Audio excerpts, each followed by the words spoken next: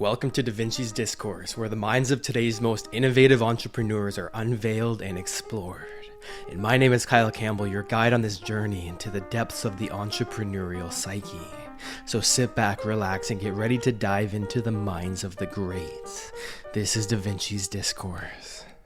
Cool, man. So let's get into it. Brother, I'm happy to have you here, man. Why don't we get into a little bit about yourself? What do you do? Well, I am the host of the Unmistakable Creative Podcast, which I've run for probably going on 14 years now. It started in 2009. And in addition to that, I published 4 or 5 books. I've also done a lot of public speaking. And right now, I'm primarily doing a lot of work in knowledge management. I have a YouTube channel called Maximize Your Output with Mem, where I'm basically helping people build knowledge management systems that are more streamlined and that allow you to leverage AI to organize information so that you spend more time actually putting that information to use rather than organizing it, trying to find it and all that kind of stuff. So yeah, that's like the short version of it. Oh, dude, I love that. So fellow AI enthusiasts, that's for sure, because I'm a big AI guy myself, man. So we'll get into that a little bit. What are you currently working on in terms of the AI aspect of it?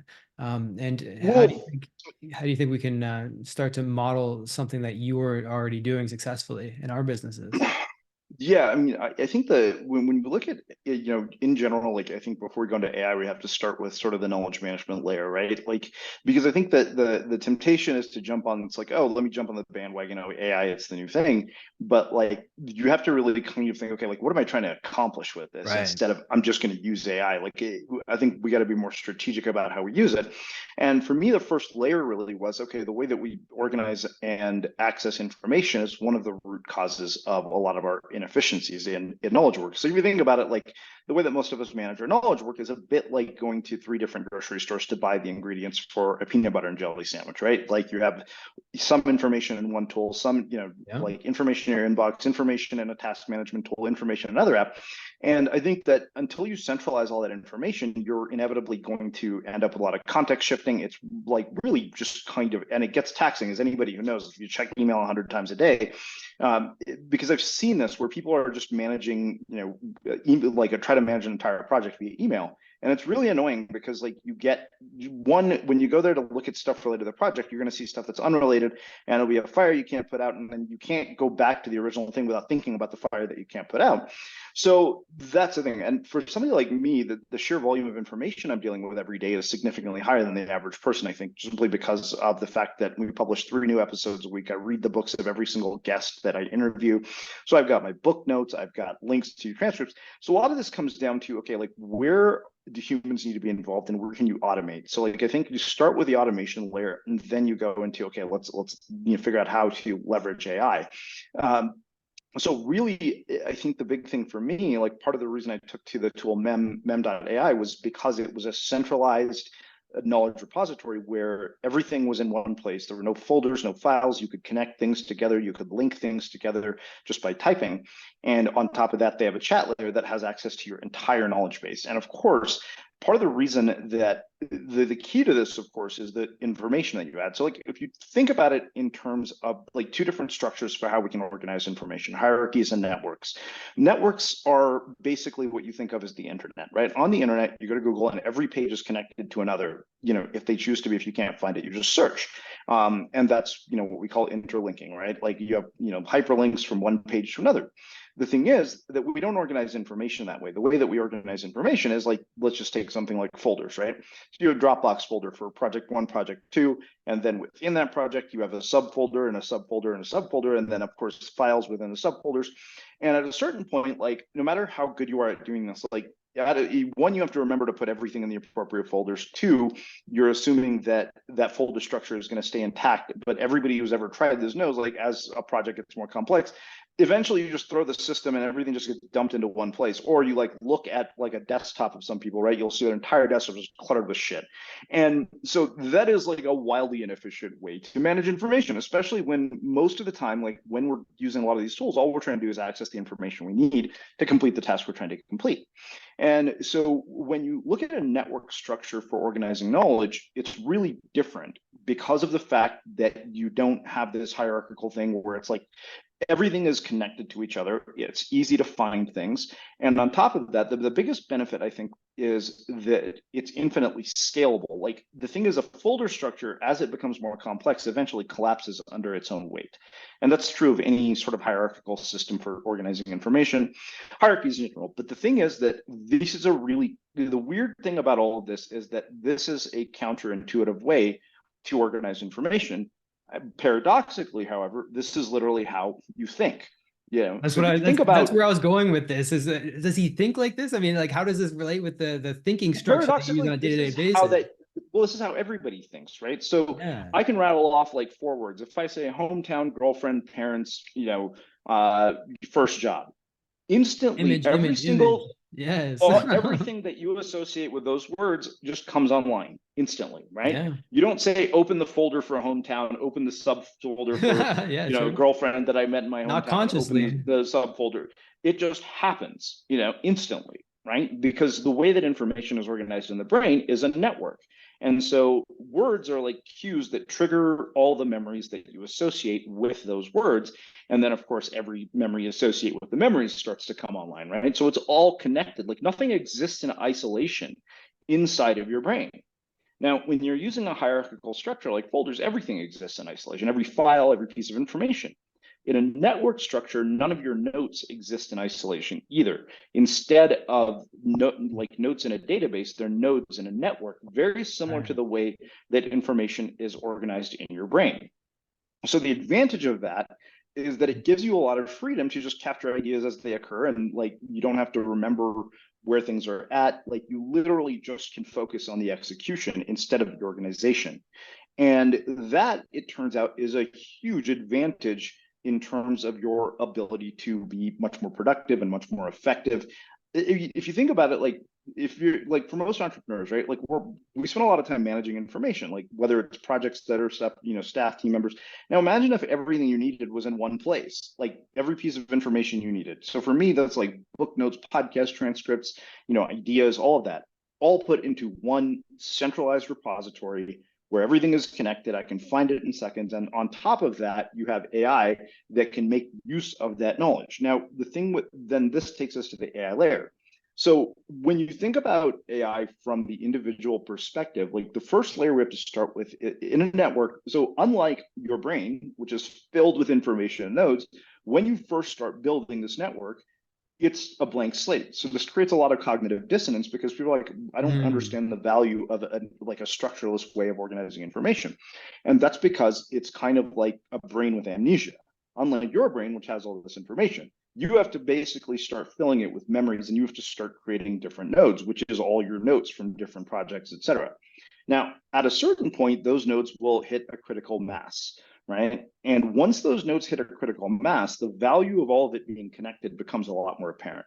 And that's the hardest thing that I struggle with when I try to teach this to people who take my course. So we finally restructured the entire course to like make them experience that as they were going through the course. It was like, we need to see the because the idea of connecting ideas together in a like information management tool like a Mem or Obsidian, that doesn't click for a lot of people until they get to critical mass. Then they're like, holy crap, this is insane. So the thing about this is it also gives you the freedom to work non-linearly. Like, you don't have to work in a linear order. So like, one of the probably the most invaluable piece of writing advice that I ever received before we're writing books is like, people who create content, like bloggers, writers, typically the biggest struggle when they have is, like, you look at bloggers who get a book deal, the transition from blogger to author is always a struggle, because if you're a blogger, you can write about whatever the hell you want. Like, you can say, okay, this week I'm going to write about productivity, next week I'm going to write about decision making, whatever. But when you're writing a book, you have to write about one subject for like 200 pages.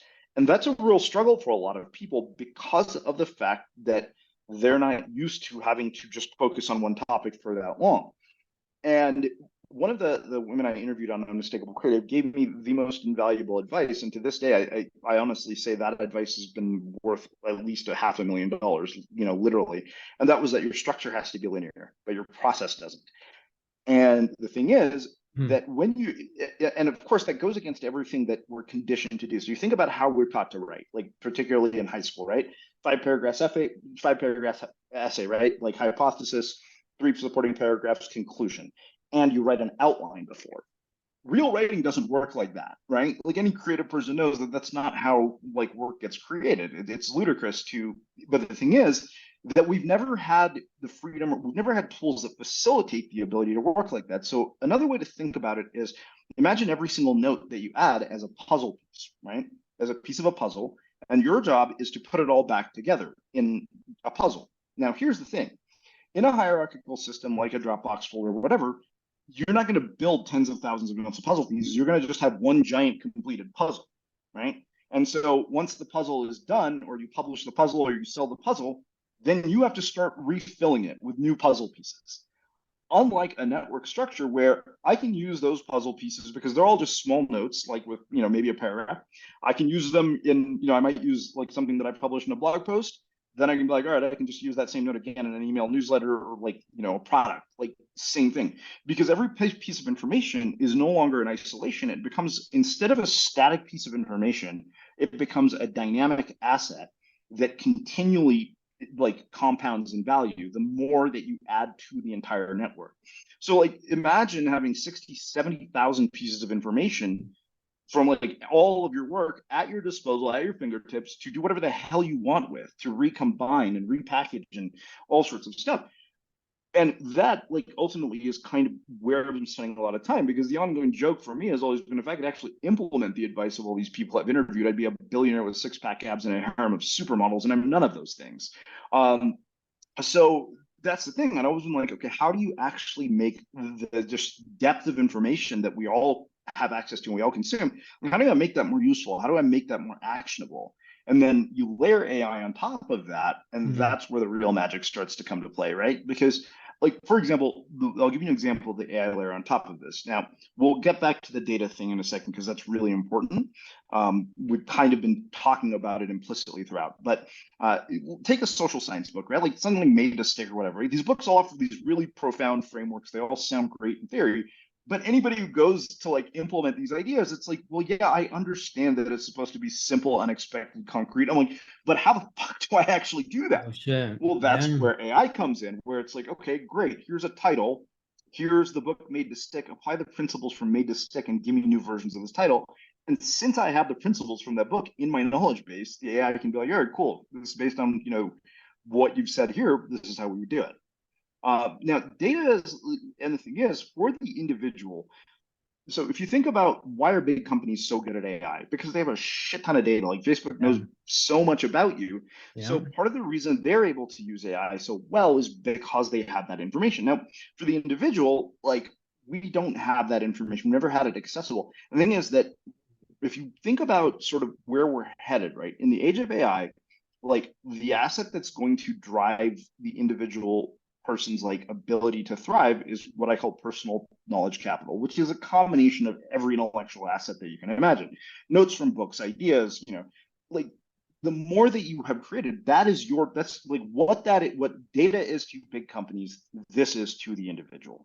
And the bigger that like base grows, the more power you're going to have to leverage it in the age of AI, because AI depends on two things: data and human input, right? And without data, I mean, why is ChatGPT so good? Because it's been trained on a ton of data. Now, if you want to take it to like, I didn't even use the base level ChatGPT. I've built all custom models. Like I built a custom virtual assistant. Like we go through this check-in process every day. She knows all my goals. Like she knows details about my life.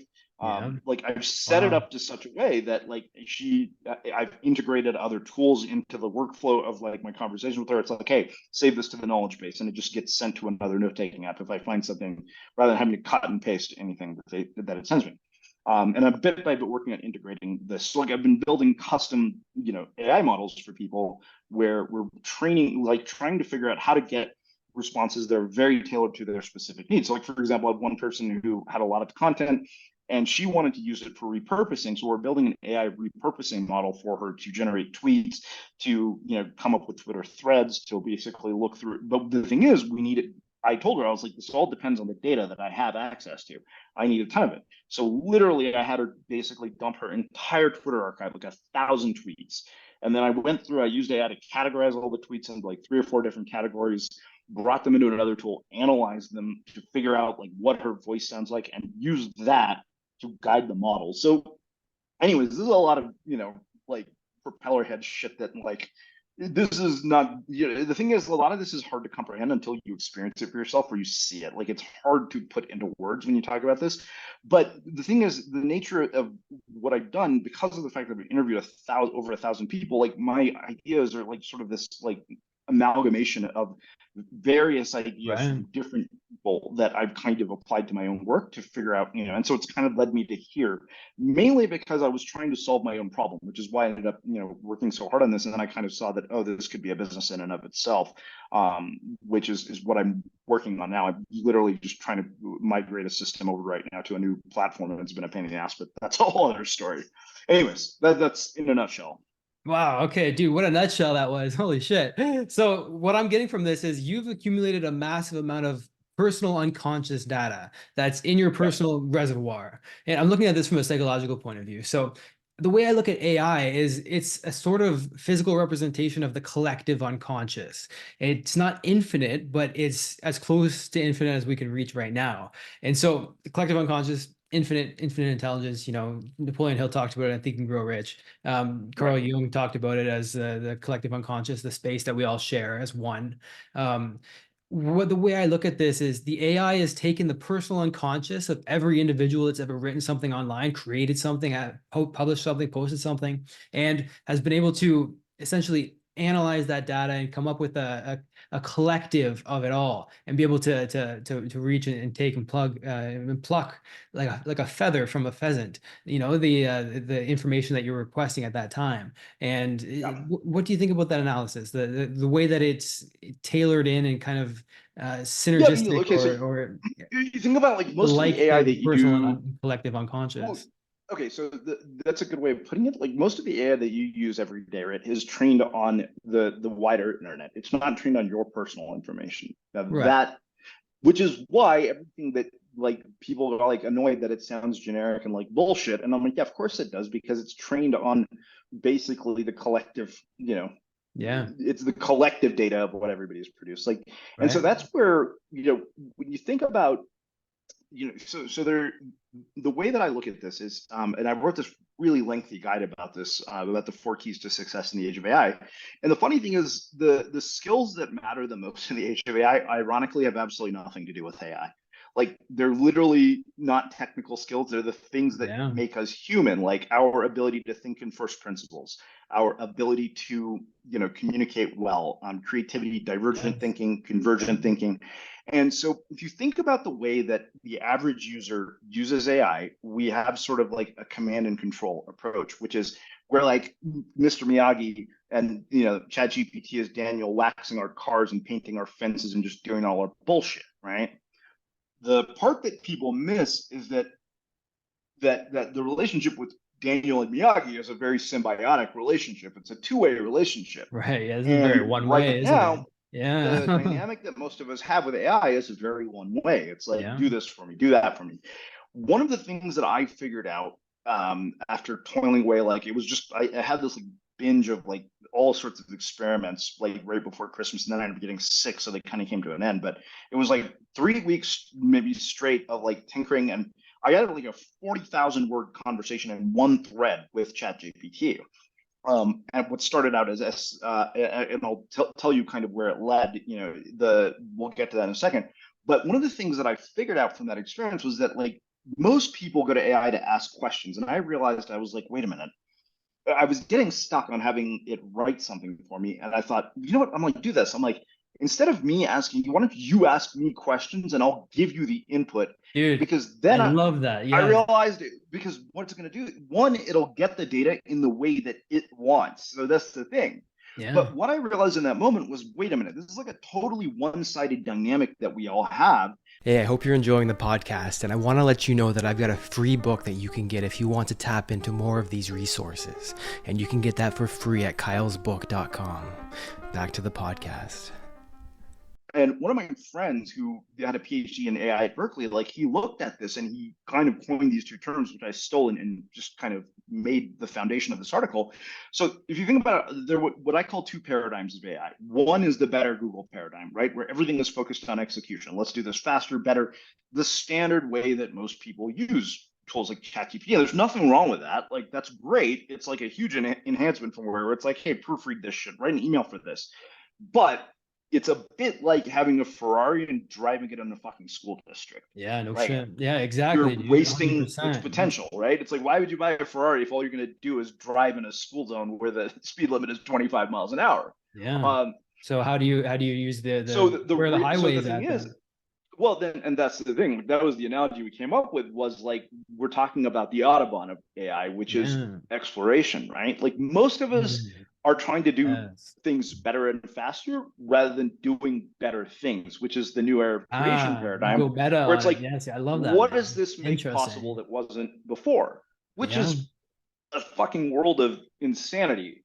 So back to that 40,000 word conversation, which will kind of tie all of this together. I have a 1-year-old nephew who's like unusually intelligent for a 1-year-old. Like his aptitude is insane. So right around November, he was starting to talk a lot. Like his first birthday was in October. And so I started just on a whim keeping a list of his words. Every day I would just keep adding to this list. So like by mid-November, this was like at 50 or 60 words, right? And it's like now I can't even keep track because he's learning so fast.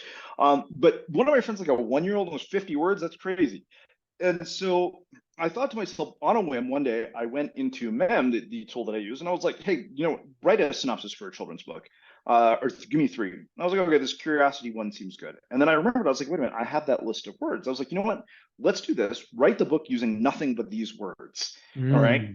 So we went from writing a book using, and then I Interesting. remembered, I was like, wait a minute, I just interviewed this guy and I read this book that he wrote called Simply Put, one of my podcast guests, guy named Ben Gutman. And I was like, there's something he mentioned in that book about Dr. Seuss. I'm like, you know what? Do this. Take the ideas from that book, apply them to this, children's book, and let's make this sound like Dr. Seuss. So by the end of it, when I was done, my nephew got a custom illustrated kids book with objects and words, all that he recognized instantly. So when he would open it, he would just go, plane, like everything that he loved, we put into it, and it was like the coolest thing.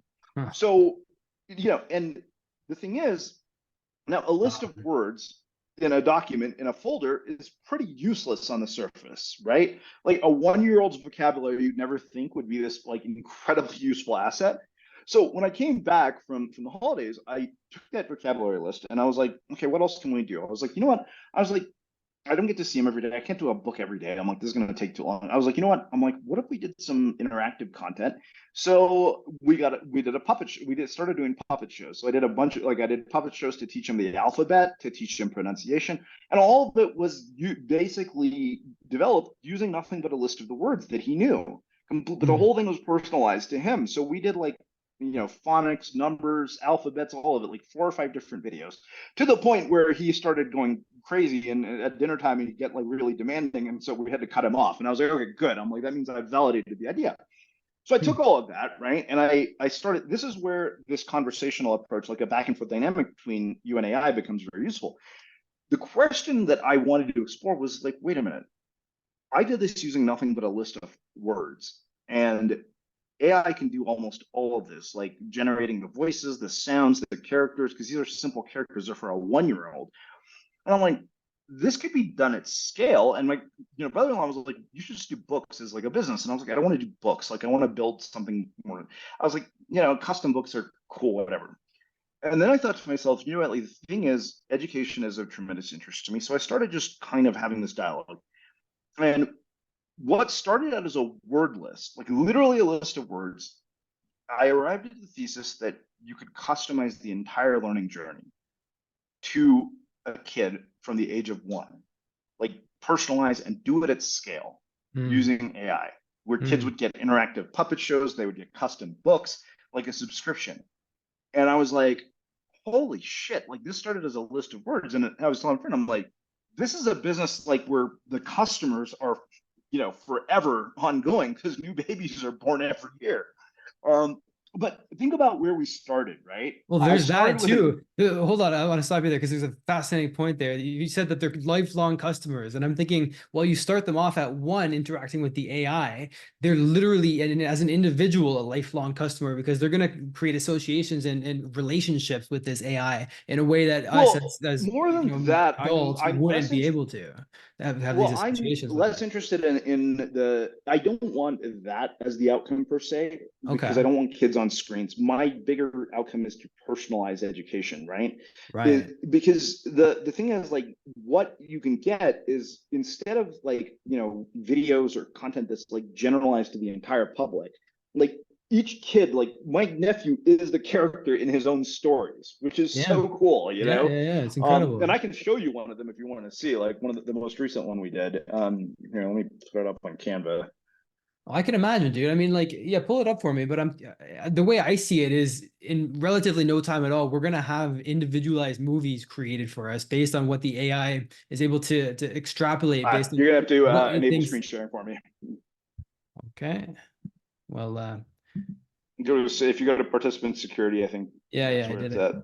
So, the way I see it is AI creating an individualized movie or a sales webinar or a training presentation for each individual based on what I see it analyzing their psyche from their internet usage, from their social media, Yeah. and being able to formulate what it decides will be most appreciated and enjoyed or educational wise towards each Oh, individual. And that's where I see this going. And so you're tapping into the exact same thing here. I'm Jerry, thinking I'm gonna sales point of pause view. my own camera for a second just so you can see this. But so you can see here that, like, basically this was all done by AI, like the storyboarding, the concepts. Like, yeah, my nephew was just fascinated by airplanes, onions, bananas, and whales for some reason, a bizarre combo. I was like, how can we work all of this into one book? And somehow we did. Oh, and turtles too. But like, this was all done by AI, like almost all of it. The only thing I did was put the pictures on here and put the text here. Yeah. Uh, so it's pretty crazy when you think about sort of where this is going to take us in terms of, like, what is creatively possible that wasn't before. Where do you see it going? How do you see it being utilized beyond education? What about in an entertainment context? I mean, look, entertainment is another place. So, like, the thing is that, like, AI opens up so many possibilities when you have, like, a ton of content. So, like, right now, one of the things that I've been doing is Runway ML is having an AI film festival, and I've had a story from my podcast that I've always wanted to animate. And so I literally had ChatGPT go through the transcript, rearrange it into a script that would fit within the constraints of 8 minutes, generate all the visual suggestions, the timeline for the scenes, the storyboard, the images, as well as all the suggested, like, image styles and everything. Um, Here, I can show you a brief preview of this. Let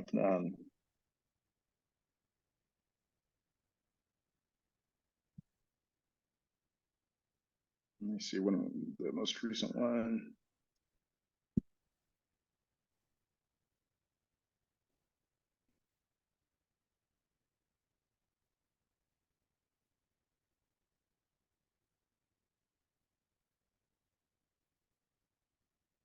All right, let me just show this. So this is, keep in mind, and so again, we're at a point where, you can do things that you just never could before, which is kind of nuts. So,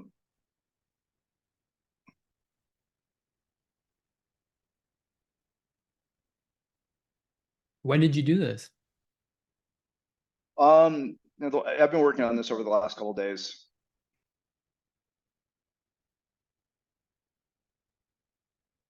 And so you can picture this being duplicated for each individual based on their own preferences, which is a fascinating future that we can see playing out in front of us Yeah, right now. Even with Sora, yeah. I I mean, like mean, the quality of even just B-roll, for example, right now is just absolutely insane. And the progress I'm is is exponential. Sora So accessible to the public now? I don't think so, but we can see the examples Oh, of it. Yeah. So, I mean, the way I see it playing out, man, I'm looking at it from a sales point of view or from a consumer psychology point of view. If we can analyze all of let's say we find a target audience avatar, we can collectively formulate that avatar as an individual's psyche that's at the collective of them all, and be able to understand, the AI will understand exactly what is most likely to change their minds or to make them in a buying state where they're most likely to purchase X product. So what do we have to inject in their minds for them to be interested in purchasing this, or to learning this, or whatever it may be, whatever domain you want to do this in. And it will be able to in real time for that individual create a piece of persuasion content that would never be possible before, because it's for that individual, for each person. So it takes it from the collective and then analyzes that individual's social media, or maybe it has some input so that it can understand them, ask some questions the same way a therapist would, and be able to understand them, decide, okay, based on other individuals who have had this similar psychological profile, we can present this product in this way, and based on our calculations, this is the most likely candidate for compelling them to buy. And so what do you think about that? I mean, like, that's what we're talking about, a whole new level of persuasion. There's all of this, right? So you gotta think about, so this is where ethics come in too. It's like how much no kidding. data we want that, and the ethics of AI is a landmine. Like nobody knows. I mean, it's the wild, wild west. Like we can do that. Yeah. We can do this for good, or we can do it for evil, like anything else. Like, I mean, I think, like, again, to that point, like I thought a lot more about how do you personalize like a user journey, like, a 1,000 episode archive. So if you think about the way personalization works right now, it's, you kind of say, okay, and I'll tell you how I came to this conclusion. I wanted to build a GPT model to create dating profiles, like for dating sites. And so it started, and I was like, and I set it up so that you basically press start create profile creation, and it begins to engage you in a series of questions. And I told it, I was like, these questions are shit. I'm like, because nobody would talk this way. I was like, the way that we structure these questions needs to feel so natural that it's like somebody telling a story. And so I spent like an hour talking to this GPT model, like through, kind of giving it. And I said, you know what? I'm like, this is 1,000 times more interesting than like me giving you, it's like, what are your values? It's like, well, who the hell knows? Like, I want you to intuit that by me telling you stories. So I was like, okay, great. This is really interesting, because now you've built a much more comprehensive profile of who I am. And I was like, okay, you know what? I want to know how we can use this in other contexts.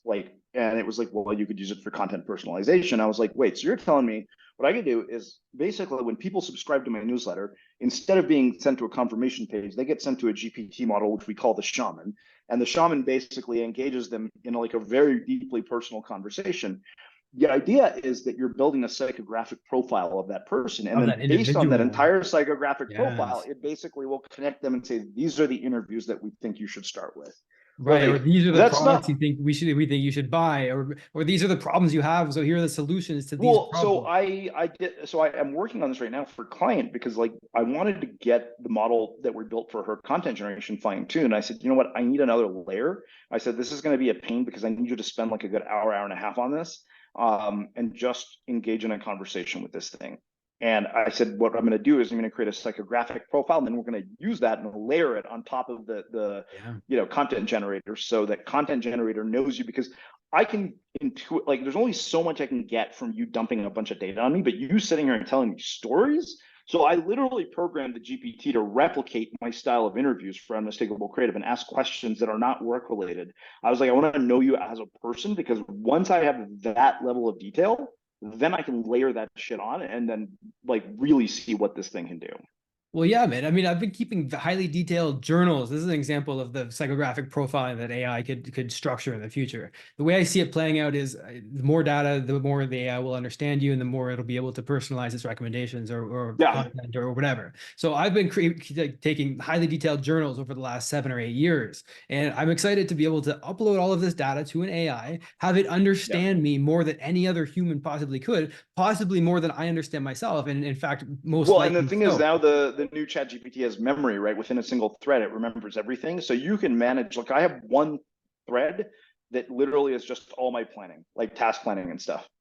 Yeah, right. You see, so you're training it to understand your habits and routines, and then you can make optimizations. And then, I mean, like, imagine an AI that understands you more than any other human, because you've got, and so this is the way I picture it, is essentially you would download everything it has on you, so your psychological profile, your psyche, in, let's say, a USB stick, and anywhere you Mhm. go, you can plug this USB stick in, and it'll understand you instantly, and be able to generate personalized content, be able to generate buying preferences, possibilities of purchases to be made.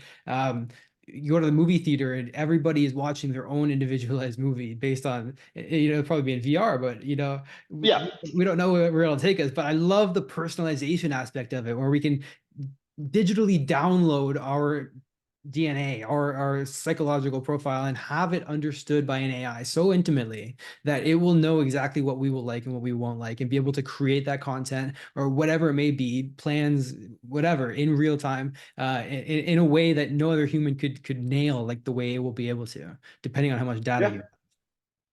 Totally. Yeah, I Exciting mean, to go it ahead, all man. comes back to like data. Like I said, data and human input. And the data part is easy. It's the human input part, believe it or not, like your communication skills. Most of the time when people are getting shitty results, like I've seen this with friends, I was like, yeah, you sound like a moron. I'm like, I don't even understand what the hell you're asking. I mean, that's the thing. AI is like really powerful, but it's also kind of stupid, you know? It lacks contextual awareness and emotional awareness. For now, no kidding. Yeah, see, like the prompt that you put in. See what you said earlier. You tapped into We something can build interesting emotionally with asking intelligent it what AI. questions to ask. Is it probably the most interesting way you can utilize the AI, because, like you said, the content that goes in will dictate the content that comes out. And so I love meta prompting. Well, where I'll ask it to write me a prompt based on the result that I want, and then have it add, because there's a limit to the output that it can Yeah, I have, mean, but I could not really be. much of a I limit think to the you go input. even better than that, right? Is that you just Okay. say, hey, I'm trying to accomplish this. Ask me some questions, Yeah. and then based on my answers, generate a prompt. Love that. Yes. Yeah. Interesting. So give me an example on how you would utilize that in the real world. Okay, so like, let's say you are. It's like, hey, I want to analyze. I'm trying to do this. I'm like, I have. Let's say I have a bunch of survey data, and I want you to, I want to create a prompt that is designed to analyze them. But before we do the prompt, I want you to ask me some questions so that way the prompt is written correctly as it relates to what I Yes. need. And Yes. that way you give it to the AI in the language that it understands. Like, this is all about speaking the language of AI, man. Yeah. Like that's what it is. Like, one of my friend clients is like, you're like the AI whisperer. And I'm like, mainly because, I think about it from the standpoint of how I interview people. Like I just, that's Yeah. kind of my default, Yeah. is like I'm basically an expert at asking questions. So Yes. that's an invaluable skill in the age of AI. No kidding, right? So I'm lucky in that regard too, because I can have I mean, like I spent 2 or 3 weeks writing a single prompt. I mean, meta prompting, because one of our companies is a book publishing company. So we use AI to create books for clients based on the interviews that we have with them. Yeah. And I spent 2 or 3 weeks on a single prompt so that it's absolutely perfect. Like the content that is generating is stellar. So much so that some of the AI detectors can't detect that it's AI. It says no, 100% human written. It's amazing. Yeah. One of my clients cried the way that it told his story, because he would have never been able to tell his story in the way that the AI elicited the emotions based on the Oh, prompting that we were able to trigger the response with. So, I mean, yeah. we're talking about something that we don't know where it's going. Where do you think that it's going to go in, let's say, 5 years? How do you think that's going to change the fabric of our society? Well, it's funny you asked that, because like I literally, I remember having a conversation with my AI assistant, because I'll do these audio conversations at night, and I was like, hey, so like we're really in the first inning. I was like, describe the ninth inning of AI to me. Mm, mm, The thing is that at a certain point, like, you won't even think of it as AI. Like, we don't, like, it'll just be woven into our daily lives yeah. in such a way that we won't even refer to it as AI. It'll be like, oh, my digital assistant. Like it won't be. The thing is, it'll just be layered into everything.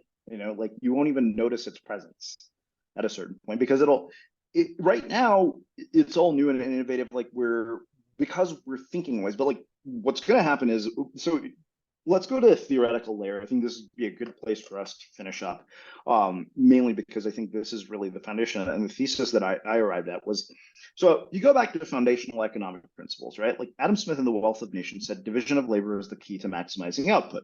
That's no secret. We all know that. It was division of labor that enabled Henry Ford to manufacture cars at scale. Like, you get the assembly line. And then from that, the entire Industrial Revolution. Of course, we've always known this. And the thing is that labor, despite the fact that that is like an incredibly obvious thing, like the more people you have, the easier, the faster you can do something, etc. But what AI basically does is it makes division of labor at scale accessible to the masses for pennies on the dollar. So if you think about it from the standpoint of rather than thinking I'm trying to accomplish a task, I'm trying to basically create an assembly line to accomplish dozens of tasks simultaneously. That is like, and when you add that power into the hands of every individual, it has profound economic implications. Like this will be the greatest shift in like economic history that we've seen since the Industrial Revolution. And if you kind of trace back the inventions of various communication technologies, like the ability to diffuse knowledge, starting with the invention of writing, like the invention of writing was the first form of peer-to-peer file transfer, as stupid as that may sound. Like, because if you think about it, prior to the invention of writing, let's say that some guy in a village has some knowledge about curing, some disease, and he's the only one in that village. And he doesn't tell his son, or his son's a fucking idiot and can't understand it. And then he dies. Well, guess what? The knowledge dies with him. The invention of writing mitigates the fact that even if his son is an idiot, or his son isn't interested, or his son doesn't understand it, it's down on paper. Right. So it gets passed on. Passed through the generations because it's built upon. But then, but the thing is that you're still limited to one-to-one knowledge transfer. Then you get the printing press, which allows for the diffusion of knowledge at scale, and it transcends geographical boundaries, etc. Right?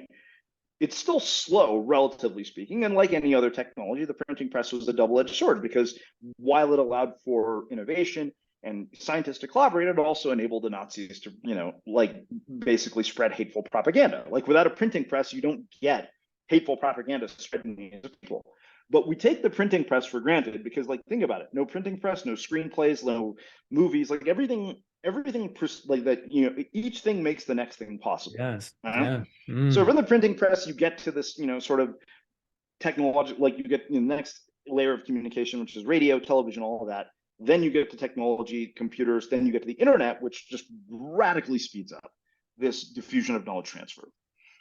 Layer AI, AI on top of that. And the problem is, like, even though it's sped it up, like anybody who's been on the internet knows, like the other problem in the internet is like all of that is not relevant to you. Like there's so much that's not, and so what you're talking about is the ability to not only diffuse, transfer knowledge at a speed we've never seen before, and then that knowledge is accessible, transferable, and it's available to like millions of people around the world, and they can take that knowledge and personalize it and contextualize it in their own life using AI. Like, I think it was Founders Fund said that they predict that what they think people are on the lookout for this, like the idea of the $1 billion company, like the 1-person unicorn. It's going to happen. Like if you want a prediction in the future, that's what AI is going to make possible, is for one person without any other staff to build $1 billion business. See, you're kind of tapping into that right now with your virtual assistant that's utilizing AI. You called it a she, which is like dangerous. So you got to be careful. I don't know if we're probably going to get there relatively soon. Again, but right? She is an interesting way of referring to the AI. Well, again, so that's the thing, right? I think the important thing here is that, like, I don't talk to an AI like I'm talking to an AI. I talk to it like I'm talking to a human, which is why I can come up with the ideas that I do and get the output that I do. Yeah, you got to be careful. You got to be careful because it's not a human, and so you start to merge your human to human connection with AI, and it could blend together, and there could be huge problems with that down the road in terms of connection. But we're gonna see how that plays out. We've got no fucking idea, but it's exciting as all hell to watch it. So, dude, I love it, man. Yeah, thank you for being here, man. Is there anything I'm curious, really quickly before we go? What are one or two different ways that we can go about prompting better when it comes to utilizing the AI technologies that currently exist? Well, I think the big one is, like I said, like we've talked about throughout this conversation, rather than you asking it questions, having it ask you questions, like that's a big one. Yeah. But I also think that clarity, man, like I happen to be a writer, which is like an invaluable skill, like the ability to communicate clearly. Like if you really think about it, do you sound like a complete idiot? Like the way I think about it is, okay, like if a human got this input from you, like let's say, it's like that whole thing. It's like if you delegate something to somebody, they do a shitty job, whose fault is it? theirs or yours. If you did a lousy job explaining it, it's your fault, not theirs. And that's probably what I would say.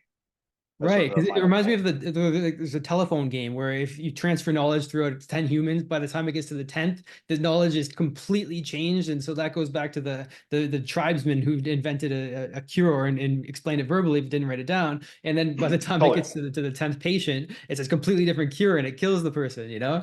And so AI doesn't have that problem. We're able to give it and it absorbs every ounce of information and then give us a comprehensive response based on that input. And so, absolutely. Quality of the prompt you have and basing that off of the questions that you have it ask you. And the way that I'll do this is I'll actually have it internally calculate this. I'll say, ask me the questions that would be the most optimal questions for getting this answer those questions, and then be able to calculate that all internally. I don't want the answer to that, but then use the answers to those questions to then solve this other problem that we're actually trying to solve. And so you can have it to make internal calculations and give incredibly more sophisticated responses based on the meta prompting. Meta prompting. It's infinite metas, but you know what I'm talking about. It's powerful the way that you can think about the way that you integrate and talk with the AI. That's an interesting way of putting it instead of talking to it. So yeah, so we'll leave it with that, man. Thank you so much for being here, dude. Fascinating conversation. My pleasure, man. All right. I hope you enjoyed that podcast episode. And if you want to get a free copy of my book, go to kylesbook.com and you can get a copy there. I'll talk with you soon.